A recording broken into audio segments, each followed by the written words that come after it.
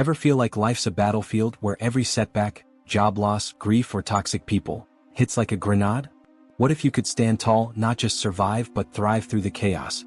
Stoicism, the ancient wisdom of warriors like Marcus Aurelius, paired with modern grit from folks like Jocko Willink, shows you how.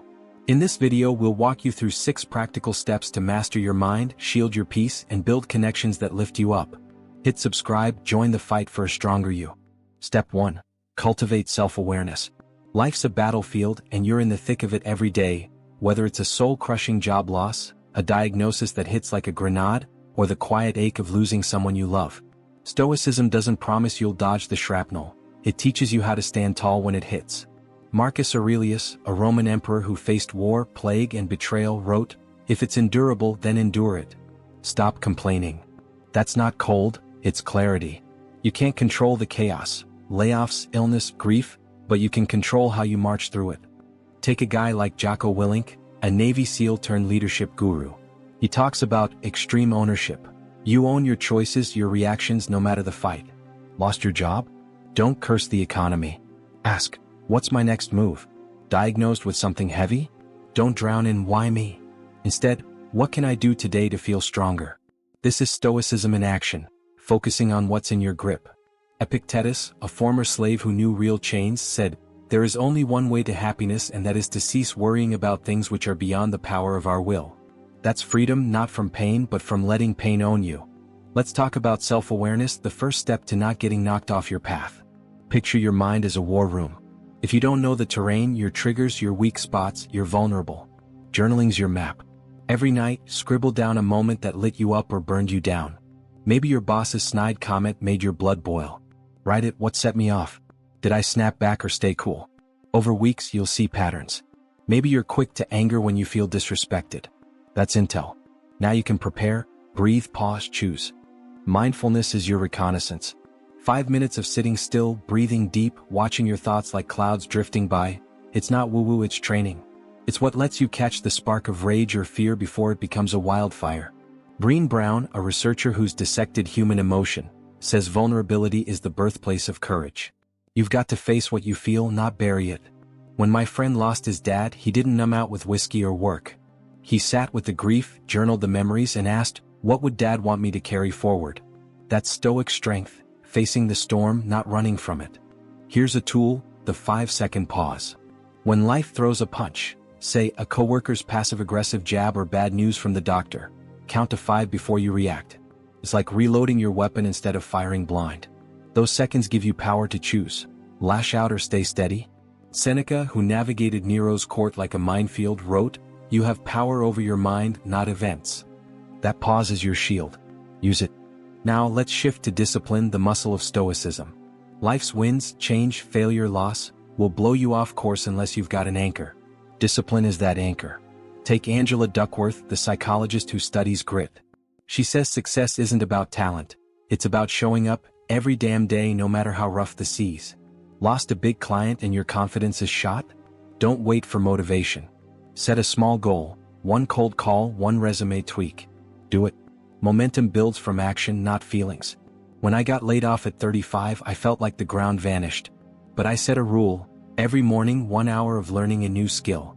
6 months later, I had a side hustle that became my lifeline. That's Stoicism. Small, deliberate steps through the fog. What about purpose? Stoicism isn't just about surviving. It's about knowing why you're fighting. Viktor Frankl, a Holocaust survivor and psychiatrist, said, "Those who have a why to live can bear almost any how." Ask yourself, what's my why? Maybe it's your kids, your art, or just proving to yourself you're tougher than your toughest days. When my sister battled cancer, she clung to her purpose, raising her son. She couldn't control the disease, but she could control the love she poured into him every day. That focus kept her steady. What's your anchor when the world shakes? Forgiveness is another stoic weapon, not for others but for you. Holding grudges is like carrying shrapnel in your chest. It weighs you down. Marcus Aurelius wrote, "The best revenge is to be unlike him who performed the injury." Someone betrays you? Don't let their poison become your prison. Let go. Not for them but to free your own mind. A veteran I know, scarred by war and betrayal, told me he wrote letters to those who hurt him, then burned them. He said, "It's not about them. It's about me not carrying their weight." That's stoic as hell. Who are you carrying that you could set down? Finally, embrace the fire of adversity. Stoicism sees trials as forges, not curses. Ryan Holiday, a modern Stoic, calls obstacles the way. Lost your job? It's a chance to pivot. Grieving? It's a reminder to cherish what remains. When I tore my ACL, the pain wasn't just physical, it was the fear I'd never run again. But I leaned in, did the rehab, and found new ways to move. The injury taught me resilience I didn't know I had. What's the fire in your life right now? How can it shape you instead of break you? Step 2. Recognize toxic behaviors. Life's like navigating a minefield, and toxic people are the hidden traps waiting to derail you. Stoicism arms you with the clarity to spot these dangers before they explode. Epictetus nailed it. Men are disturbed not by things, but by the views which they take of them. You can't stop someone from slinging venom, whether it's a coworker's subtle shade, a family member's guilt trips, or a friend's gaslighting, but you can choose how to sidestep it.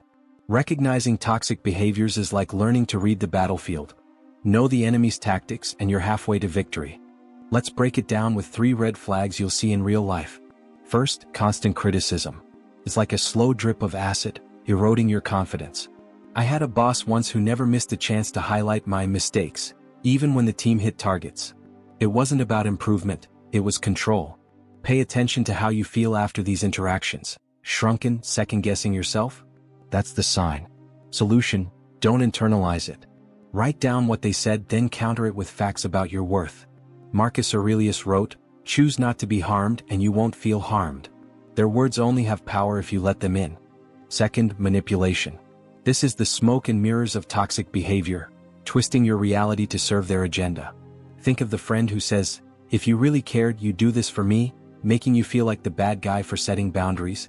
Brené Brown, who spent years studying shame, says, "The antidote to manipulation is clarity." Spot it by tracking patterns. Do they always make you doubt your choices? Practical move: call it out calmly. "I feel like you're trying to guilt me into this. Let's talk straight." It's like shining a light on a shadow. It shrinks fast. Third, lack of accountability. Toxic people dodge blame like it's a bullet. They'll lie, deflect, or play victim, leaving you holding the bag. I knew someone who'd promise to help with a project, flake, then act like I overreacted when I brought it up. Seneca's got the fix: associate with people who are likely to improve you.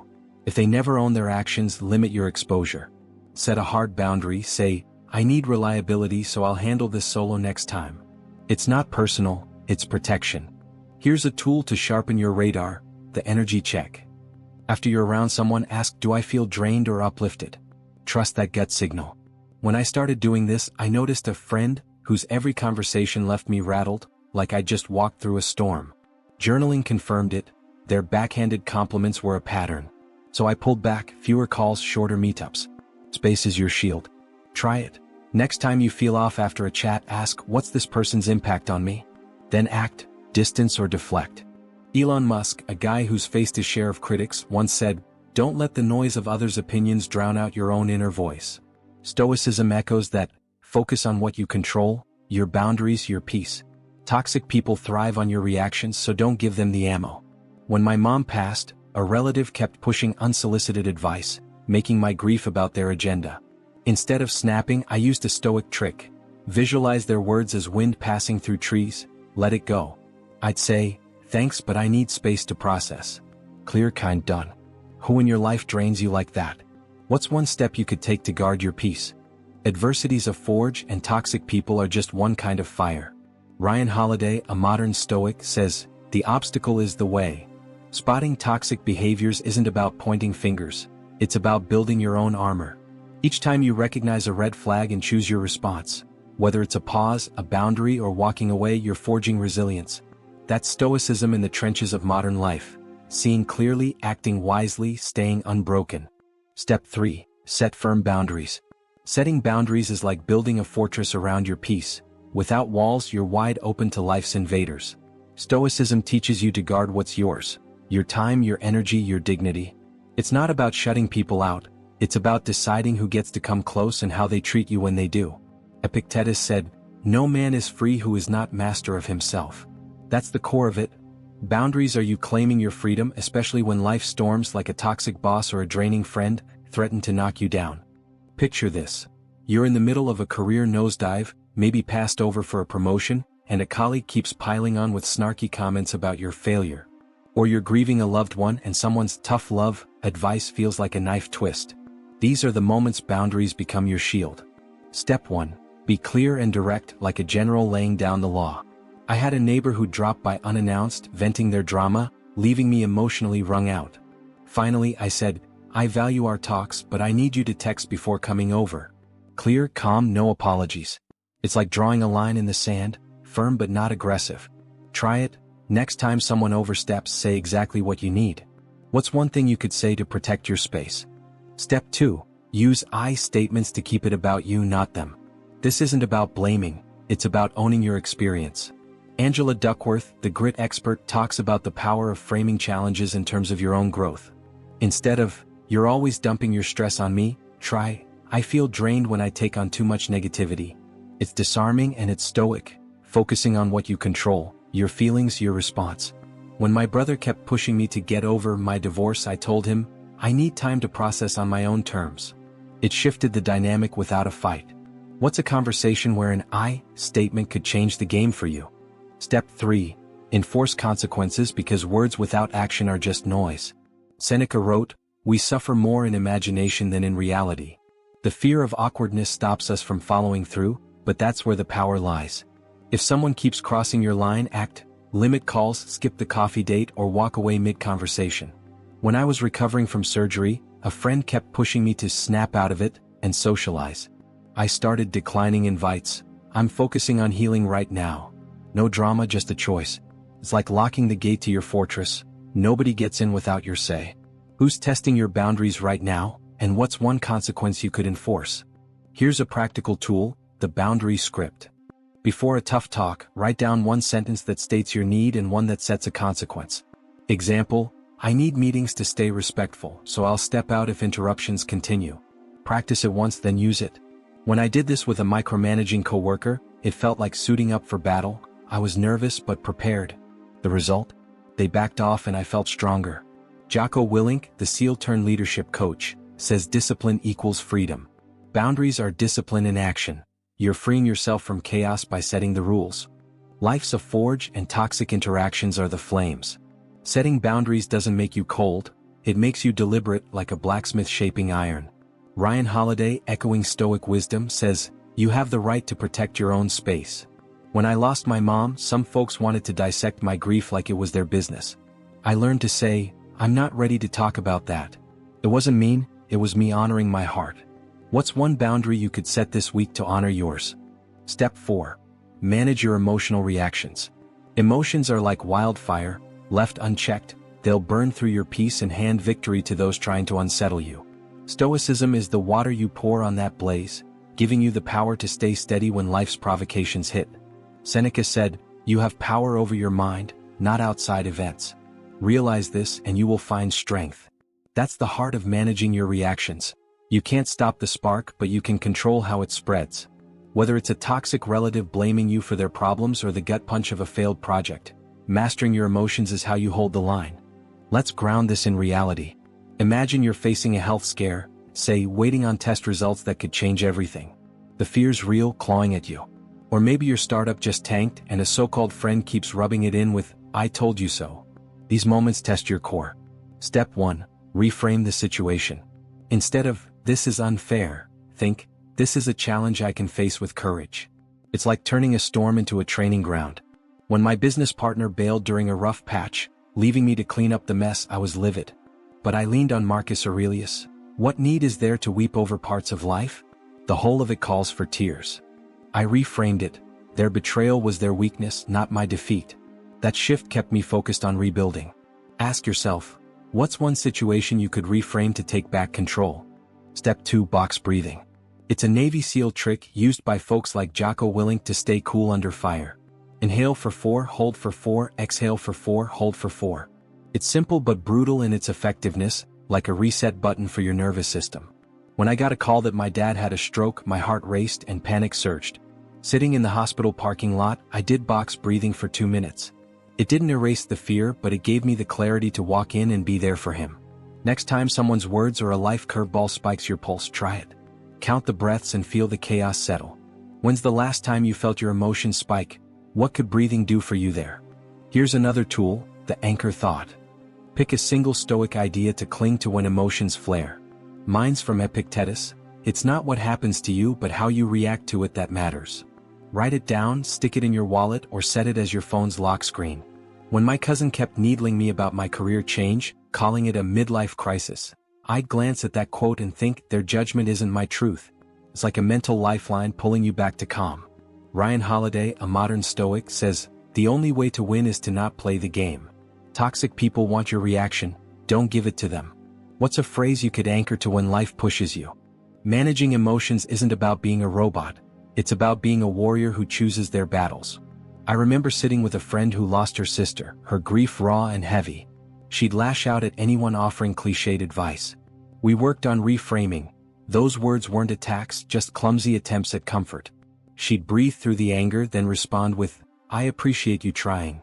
It didn't fix the pain, but it stopped it from spiraling. That's Stoicism in the modern grind, taking the raw material of life's blows and forging something stronger. What's one emotional trigger you could tackle with a reframe or a breath today? Step 5. Practice empathy without absorbing toxicity. Empathy is a double-edged sword. Wield it well and it builds bridges. Let it cut too deep and you're bleeding out from someone else's wounds. Stoicism teaches you to hold that blade with care. Be kind, but don't let toxic people turn your compassion into their weapon. Marcus Aurelius wrote, be tolerant with others and strict with yourself. That's the balance. See their pain but don't let it hijack your peace. In life's trenches, whether you're grieving a parent's loss or clawing back from a career setback, empathy keeps you human, but boundaries keep you whole. Picture a friend who's always spiraling. Maybe they're drowning in debt or reeling from a breakup, and every call is a torrent of complaints. You want to help, but their chaos starts seeping into your headspace, especially when you're already battling your own demons like a chronic illness or the sting of a missed promotion. Step 1. Understand their perspective. Toxic behavior often grows from their own scars, fear, shame, or desperation. Brené Brown, who's peeled back the layers of human connection, says empathy starts with recognizing someone's struggle without judgment. When my cousin kept venting about her toxic workplace, I saw her anger was rooted in feeling trapped. That insight let me listen without resentment. Ask yourself, what pain might be driving this person's behavior? Step 2. Don't internalize their emotions. You can nod, hear them out, but you don't have to carry their load. Epictetus said, you don't have to turn this into something. It doesn't have to upset you. When a colleague kept dumping their stress about deadlines on me, I'd say, that sounds rough, I get it, but I stopped trying to fix it. It's like offering a hand to someone drowning without jumping into the water yourself. Practice this. Next time someone unloads, validate their feelings, then let it go. What's one phrase you could use to show care without taking on their burden? Step 3. Limit emotional investment. Think of your energy as a campfire, feed it wisely or it burns out. Be kind, but don't let a toxic person siphon your fuel. When my uncle was battling addiction, I'd check in, offer resources, but I stopped letting his crises derail my days. I'd set a timer for our calls, 15 minutes, then I'd pivot. I've got to run, but I'm rooting for you. It's Stoic compassion, help within your limits. Ryan Holiday puts it sharp, you can't save people from themselves. When I was recovering from a car accident, every ounce of energy went to healing. Learning to say, I can't take this on, was a lifeline. Who's draining your fire and how could you cap that flow? Here's a tool, the empathy shield. Before engaging with a high-drama person, mentally rehearse. I'll listen, I'll care, but I won't absorb. Picture yourself behind a clear shield, their words hit but don't pierce. I used this when a neighbor kept venting about her divorce, stirring up my own stress from a tough year. I'd listen, nod, then step back. I'm sorry you're going through this, but I need to focus on my own stuff now. It's like a firefighter knowing when to pull back from the blaze. Jocko Willink, the SEAL-turned-discipline guru, talks about detaching to stay mission-focused. That's Stoicism in action. Care but don't collapse. Life's a crucible and toxic people can turn up the heat. Empathy lets you see their humanity, but Stoicism ensures you don't lose yours. When my friend lost her job and lashed out, I didn't match her anger. I said, I know this sucks and I'm here, then kept my distance from her bitterness. It's not cold, it's clear. What's one way you could offer kindness today without letting someone's chaos pull you under? Step 6. Build healthier connections. Life's a long march, and who you choose to walk with shapes whether you're trudging through mud or striding toward something better. Stoicism isn't just about shielding yourself from toxic people. It's about building a tribe that fuels your fire, not douses it. Seneca said, "Associate only with those who uplift you, whose presence calls forth your best." In the chaos of modern life, job rejections, family losses, or the slow grind of finding your footing, healthy connections are your lifeline, the ones who remind you who you are when the world tries to tear you down. First, seek reciprocity. Relationships aren't a one-way street, they're a shared path. Think of it like a campfire. Everyone's got to bring some wood to keep it burning. I learned this after burning out trying to fix a friend who only took, never gave. When my startup crashed, the people who showed up were the ones who'd always matched my effort, checking in, offering advice, or just listening. Find those people. Reach out to someone who gives as much as they take, maybe a coworker who celebrates your wins or a friend who asks about your day. Ask, who in my life shows up for me as much as I do for them? Second, communicate openly. Stoicism demands clarity, and emotional intelligence gives you the tools to say what you need without burning bridges. Epictetus said, "Speak only what is true and necessary." When I was navigating my mom's illness, I told my close friends, "I might be quiet for a while, but I value you, let's grab coffee when I'm ready." That honesty built trust, and they respected my space. Try this. Next time you're overwhelmed, tell someone, "I'm stretched thin, but I'd love to connect soon." It's like planting a seed for a stronger bond. What's one honest conversation you could have to deepen a connection? Third, invest in growth-oriented people. The Stoics chased virtue, courage, wisdom, justice. Surround yourself with those who push you toward those ideals. Angela Duckworth, the grit guru, talks about how your environment shapes your perseverance. After losing my dad, I leaned on a mentor who'd been through grief and still built a meaningful life. His stories of resilience didn't erase the pain, but they showed me what was possible. Seek out a friend, colleague, or even a book club where people challenge you to grow. When I joined a running group after a layoff, those folks didn't just share miles. They shared ambition, discipline, and hope. Who in your circle inspires you to be better, and how can you spend more time with them? Here's a tool, the connection audit.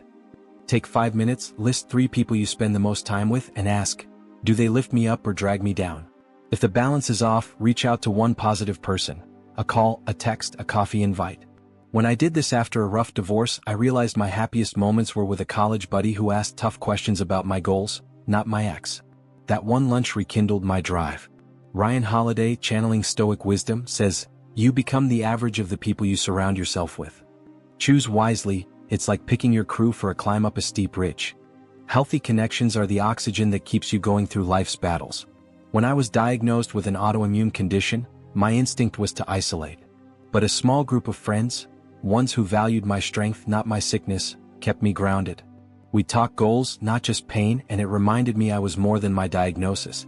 Jocko Willink, the SEAL who lives disciplined, says, "Your team is your strength. Build one that makes you feel alive." Who's one person you could reach out to this week to start building that team? You've got the power to face life's battles, job losses, grief, toxic people, with stoic strength and clarity. Marcus Aurelius and Jocko Willink remind us, you control your mind, your boundaries, your tribe. Start today, journal one trigger, take one breath, reach out to one uplifting person. Don't just survive, forge a life that's unbreakable. Like this video, subscribe for more tools to conquer the chaos, and drop a comment. What's one step you're taking today? Join our crew and let's keep building resilience together.